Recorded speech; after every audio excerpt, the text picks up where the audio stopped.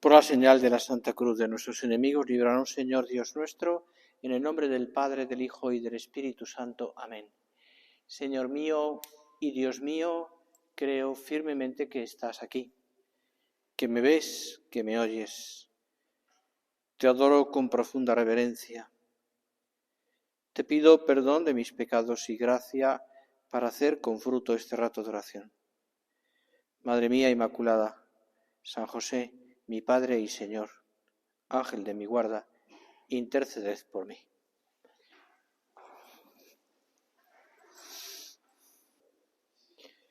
Cuando nuestro Padre San José María empieza a hablar de vocación al matrimonio, en un momento dado en la historia pues de la vida de los cristianos, pues que digamos como en el camino de cómo se entendían las cosas, pues eso sonaba un poco raro, porque el concepto de santidad y de espiritualidad estaba muy centrada en la vida religiosa, en los sacerdotes, en personas también, pues eso, ¿no? Pues que tuvieran una vida como muy centrada en Dios, en el sentido, por ejemplo, un monasterio o un mártir, por ejemplo, ¿no? O sea, personas así, pero hay todo un proceso, sería muy largo de explicarlo aquí ahora, ¿no? Desde el principio de la Iglesia, pues donde de alguna manera la santidad, el entender la santidad se coloca especialmente a través, quiero decir, especialmente en personas que tienen una entrega concreta a Dios, iba a decirlo, pero es así, fuera del mundo. O, digamos, renunciando a cosas del mundo. Entonces, entender la santidad también en la profesión, por ejemplo, o en el matrimonio, pues era un poco complicado, ¿no? Es decir, la mentalidad no era esa. Entonces, claro, lo que ve San José María, lo que el Señor le hace ver, ¿no? Precisamente, aunque ya había oído algunos santos, algunos historias espirituales, que algo había hablado de ello, ¿no? Pero no de esta manera como lo habla San José María, ¿no? Escribir lo siguiente, por ejemplo, que escribe en Camino, a recordar este punto, dice: te ríes porque te digo que tienes vocación matrimonial, pues la tienes así, vocación. Claro, tener vocación significaba para muchas personas en aquel momento dejar la normalidad de la vida para poder servir a Dios y a la Iglesia en otro lugar. Un misionero, un sacerdote, un religioso.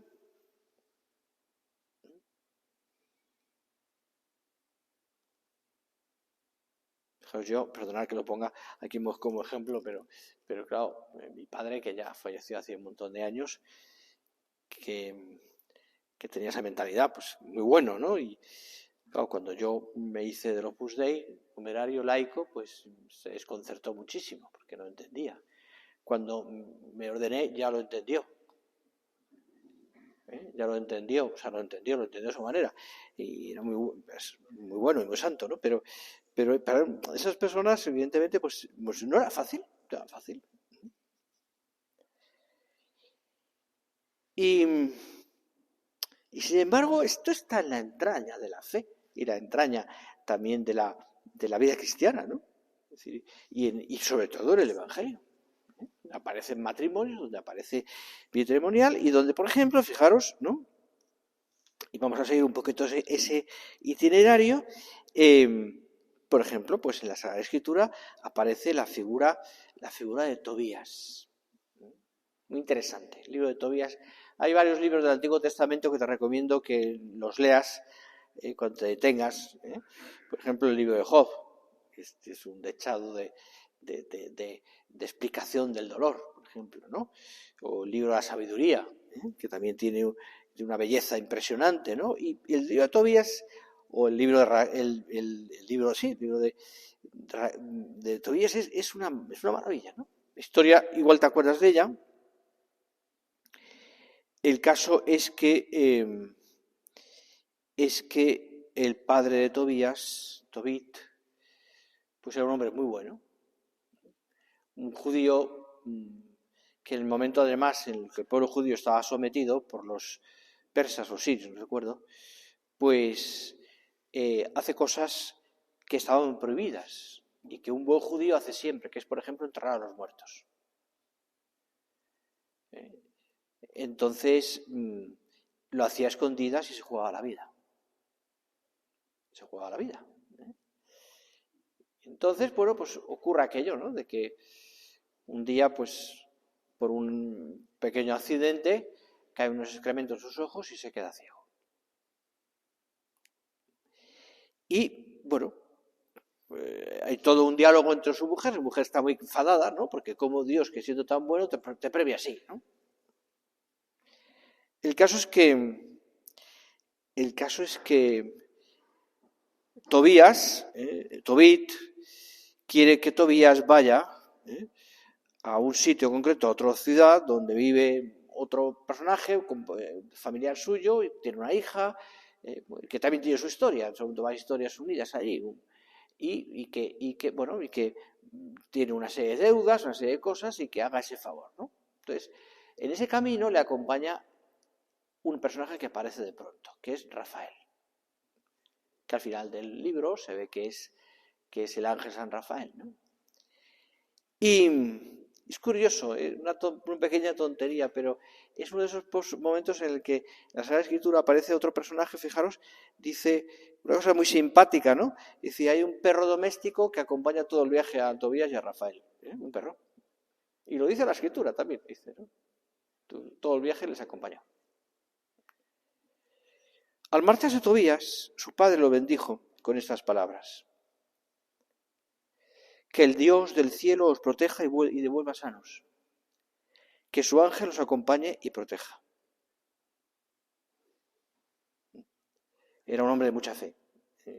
Tobit padre no sabía que el que le acompañaba era el ángel, porque toma la forma de otro personaje, ¿no?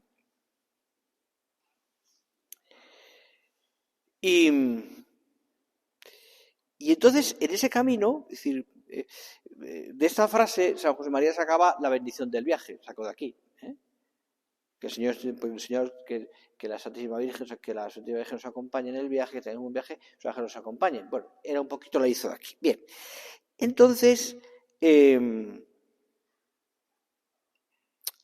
va presentando la imagen de Tobías en ese camino, encuentran un sitio, pescan un pescado del que saca la hiel, porque le dice el ángel pues que lo guarde, porque cura también los ojos enfermos, bueno, una serie de cosas, ¿no?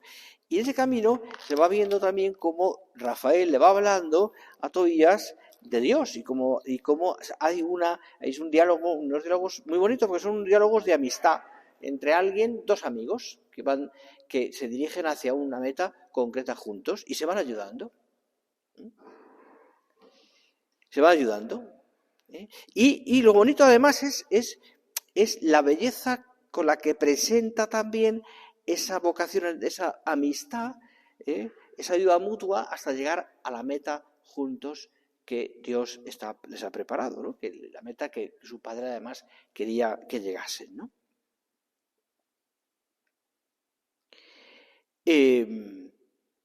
Antes y después, ahí se encuentra con Sara. Sara tenía una serie de circunstancias también tremendas, porque se había casado varias veces, había muerto sus maridos, etcétera, etcétera. Bueno, todo esto es una presentación de un personaje, los personajes, para hablarnos también de lo que pasa después. En ese camino, antes y después incluso del encuentro con Sara, Tobías recibe varios consejos en esa dirección. Son llamadas a lo más noble que hay en él. Su padre, por ejemplo, que le envía de viaje para procurarle un dinero de cara al futuro, se preocupa por transmitirle, en primer lugar, su herencia más importante, lo que él ha valorado más en su vida. Le dice a su padre, fíjate qué cosa tan bonita: respeta a tu madre, no la abandones mientras viva, complácela, no entristezcas nunca su corazón, Guárdate, hijo mío, de la fornicación, y si algo te sobra, dalo con generosidad al pobre, y que tu ojo no mire cuando des limosna. Y sigue diciéndole su padre, alaba al Señor Dios en todo tiempo, ruégale que oriente tu conducta, así tendrás éxito en tus empresas y proyectos. Y después, cuando ya se casa con Sara y vuelve otra vez a casa de su padre Tobit, dice que en casa de los padres de Sara, cuando se van, les dicen este consejo: delante del Señor te confío a mi hija, no le hagas daño jamás, ve en paz, hijo, desde ahora soy tu madre y Sara tu mujer. No entristezcas nunca su corazón, no le hagas daño jamás. Tiene una entraña esto de vocación matrimonial y de familia impresionante. Porque, pensadlo, Dios llama a los esposos a cuidarse, a revivirse. El secreto de su realización personal en el matrimonio, su autorrealización, está ahí. Dios te ha unido a tu mujer, os ha unido los dos en santo matrimonio para que os cuidéis, que estoy seguro que lo haces. Vivir esa, en toda la profundidad del término, significa dar la vida. Y así vive el Señor. Yo he vivido para que tengan vida y la tengan en abundancia. Así vivieron María y José, con un amor sencillo, tierno, delicado, el más delicado y sencillo que ha habido en la tierra, cuidando el uno del otro, cuidando sobre todo del Hijo, la vida hecha carne. Y así quiere Dios que vivamos los demás, sus discípulos, que allí donde estés, a través de tu matrimonio, irradies alegría, ganas de vivir, deseos de santidad. Decía el Papa Francisco,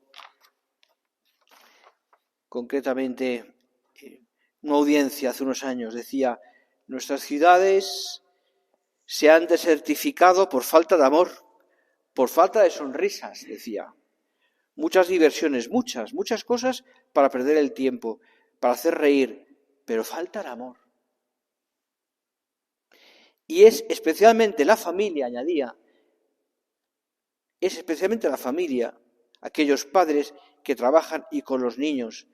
La sonrisa de una familia es capaz de vencer esa desertificación de nuestras ciudades. Y esta es la aportación y esta es la victoria del amor en la familia. Ninguna ingeniería económica y política es capaz de reemplazar esta aportación de las familias. El proyecto de Babel edifica rascacielos sin vida. El Espíritu de Dios, en cambio, hace florecer los desiertos, dice de una manera tan bonita el Papa. Vivir significa dar vida. Me quedo en esta palabra.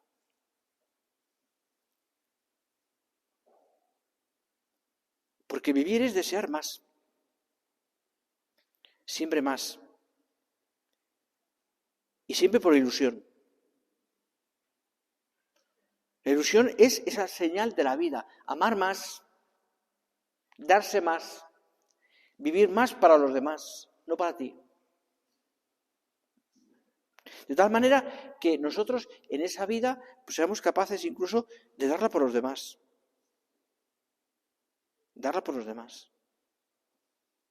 Y desde esta luz, vivir es dar vida, vivir es vivir para los demás, vivir es generosidad, vivir. Desde esa luz, yo diría que la vocación matrimonial aparece como algo distinto de simplemente una satisfacción.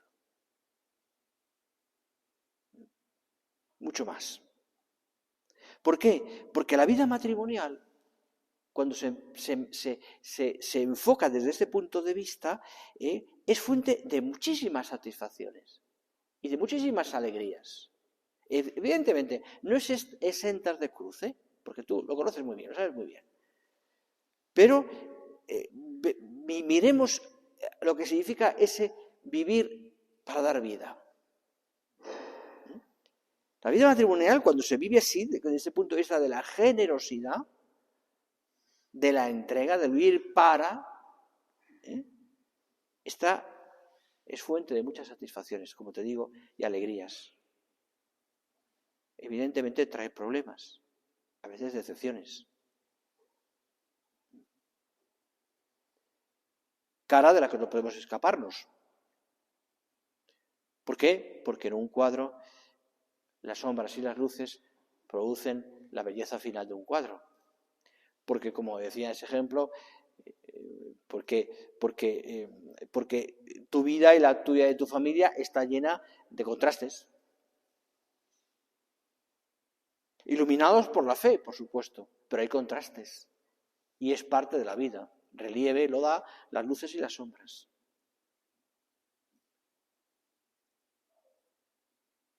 Así es.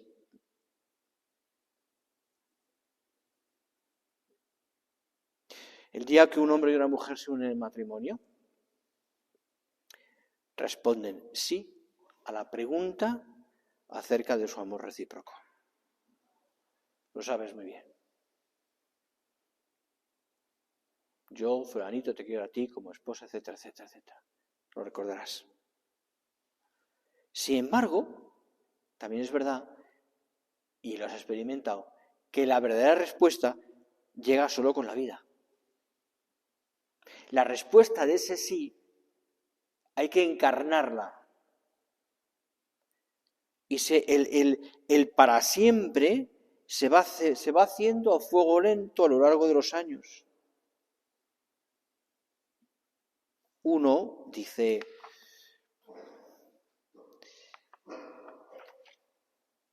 un autor dice, uno siempre responde con su vida entera a las preguntas más importantes.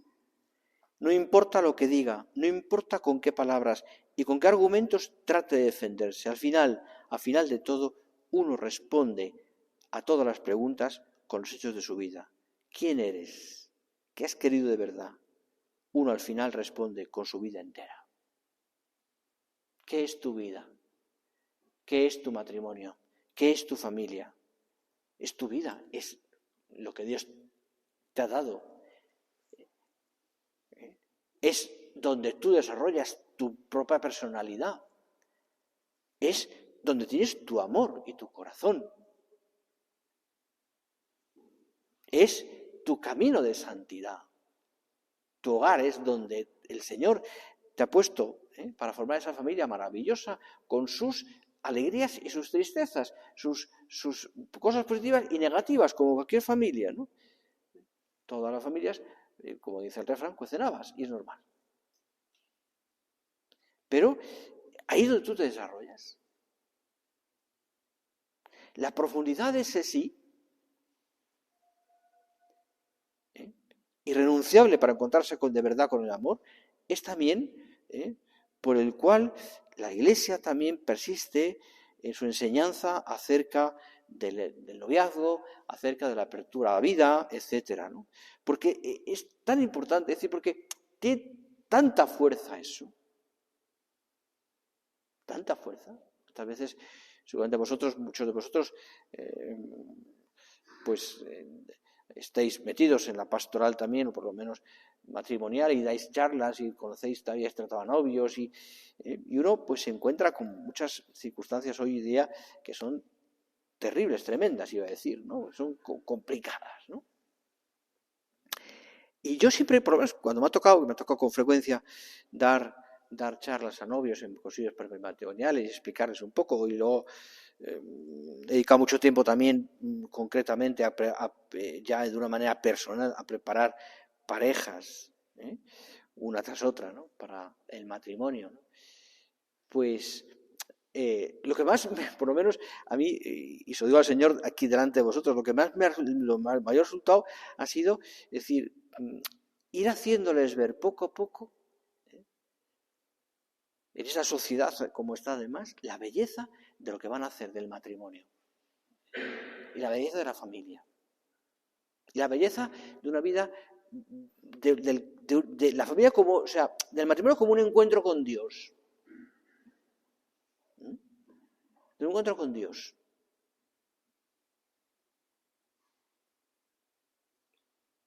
Es decir, yo diría que como la repercusión que tiene en sus vidas y de cara al cielo y de cara, que es lo importante, la repercusión que tiene sobre todo es el sí que van a decirse en el matrimonio o que ya se han dicho. Hace unos años, ha pasado varias veces, pero celebraba las bodas de oro de algún matrimonio. Una misa, una ceremonia que es muy sencilla, pero que contiene también un paso importante, la renovación de esas promesas matrimoniales. En el ritual hay un texto que se sigue, ¿no? Y es muy bonito, pero me ha dado mucha alegría ver cómo ese hombre y aquel matrimonio con 50 años ya de vida matrimonial han vuelto a decirse que sí de una manera tan bonita. Y seguramente que han pasado durante aquellos 50 años muchísimas cosas. Buenas y no tan buenas. Muchísimas cosas, como te ha pasado a ti. Y sin embargo, ha llegado ese momento, y después de sus 50 años, o 25, lo que sea, se han vuelto a comprometer. Han renovado. La belleza del matrimonio, la belleza de la vida matrimonial. Creo que eso hay que insistir mucho, ¿no? Sobre todo porque lo que conlleva, y esto es un tema interesante, pero no me quiero alargar mucho, ¿no? Porque no es el tema, pero fijaos lo que conlleva detrás en el matrimonio, lo que es compromiso, el sí. Que yo lo equiparo también al sí, por ejemplo, en mi caso, como sacerdote. O sea, el decir, el compromiso con Dios. Eso es tan difícil hoy día de entender a veces. Compromiso con Dios y con la otra parte, con mi mujer o con mi marido. Es decir, un compromiso que nace del amor. Y por tanto, de la fidelidad, que lleva a la fidelidad. Un compromiso que me lleva a compartir con esa persona toda mi vida. Y a raíz de ese compartir, amar, perdonar, comprender, etcétera, etcétera, etcétera, ir creando ese ambiente que se llama hogar. Donde late el fuego del amor, donde se comunica vida, donde se comunica alegría, serenidad, paz, sosiego. Y donde los hijos crecen en ese ambiente. Insisto, no me quiero quedarme solamente en una especie como de familia ideal, porque sé que en cada familia hay sus dificultades, pero eso son parte de ese formar familia. ¿Por qué? Porque esas dificultades nos unen, nos llevan a querer más. Es verdad que podemos tener una mentalidad a veces un poquito como, no sé si derrotista la palabra sería, o egoísta más bien, ¿no? Y a lo mejor que lo que más ves, lo que más te fijas es los defectos de tu mujer o de tus hijos. Yo creo que hay que dar la vuelta al planteamiento. Fíjate, ¿no? En la maravilla de lo que tienes delante. En la belleza de esa persona, en la maravilla de esos hijos que tienes, con sus dificultades y con un don, un regalo.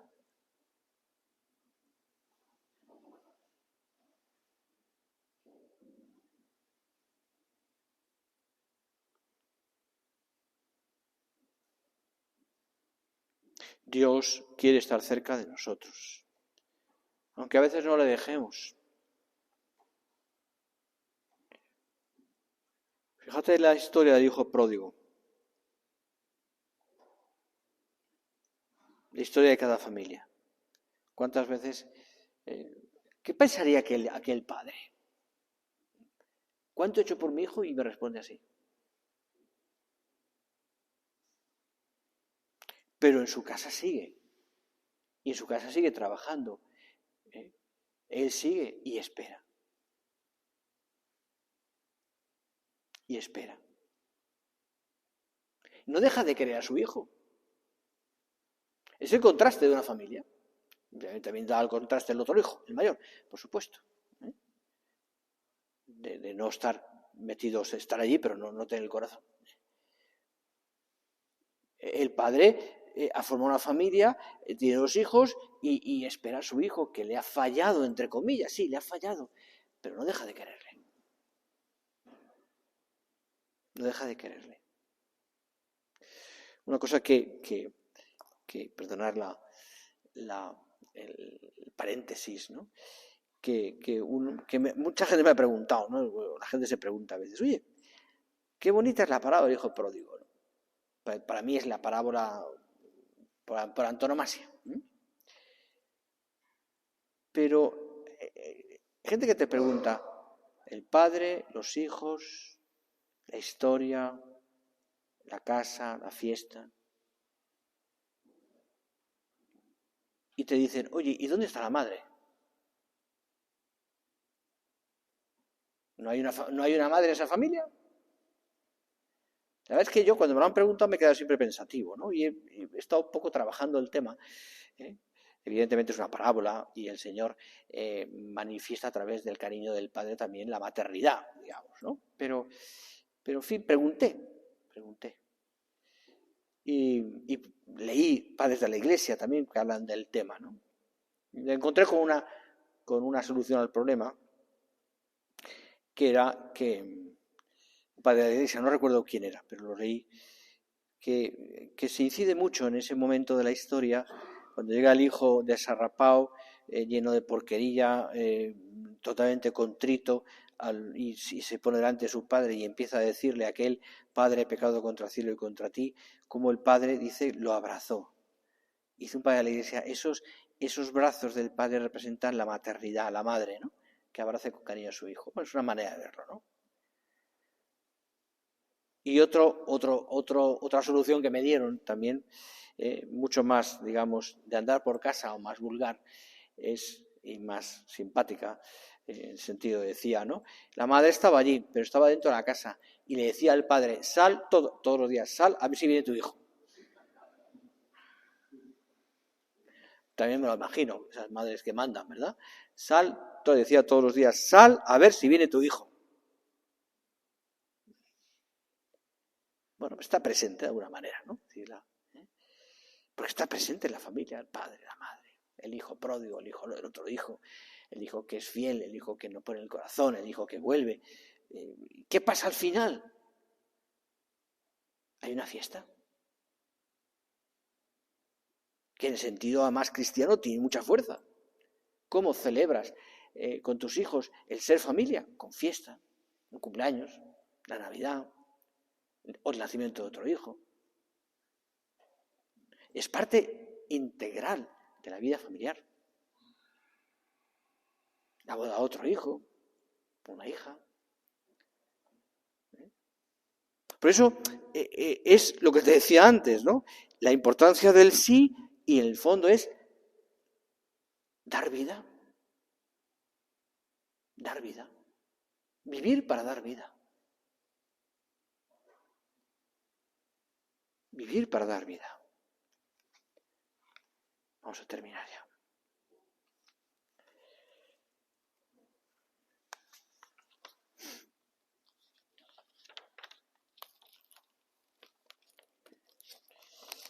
Vivir ese amor humano que se convierte en divino cuando se hace sobrenatural, y que nos lleva a Dios también. Va creando esos lazos familiares que conllevan también a una vida, una larga vida. Fíjate qué bonitas son las bendiciones que dan los patriarcas en el Antiguo Testamento. Que Dios te conceda que veas hijos y que veas a los hijos de tus hijos. Está muy bien resumido, y algún día si te paras y lo encuentras, léetelo, en ese momento de la ceremonia de la boda, del matrimonio, que es la bendición, lo que se llama la bendición nupcial, que se reza después del Padre Nuestro. Una bendición especialmente para la mujer y también para el marido. Y entonces ahí se va explicando mucho esto. Que veas a los hijos, a tus hijos y a los hijos de tus hijos, etcétera, etcétera. Vamos a pedirle al Señor, ¿no? Tampoco ya me quiero alargar mucho porque ya habéis recibido una magnífica charla sobre la familia, que es, bueno, que os ha definido muchos detalles pequeños. Vamos a terminar, ¿no? Dándole gracias al Señor por tu familia. Dale gracias al Señor todos los días por tu mujer, por tus hijos, por todos los bienes que Dios te ha dado. Terminamos nuestra oración pidiéndole a la Sagrada Familia que verdaderamente el Señor pueda bendecirte así, con esa bendición patriarcal, que el Señor te dé todos los dones. Ahora terminamos la meditación, expondremos al Santísimo y lo dejaremos expuesto para que podamos acompañarle y adorar durante este rato, claro, hasta la siguiente meditación, que la tendremos ya con el Santísimo expuesto y después daremos la bendición.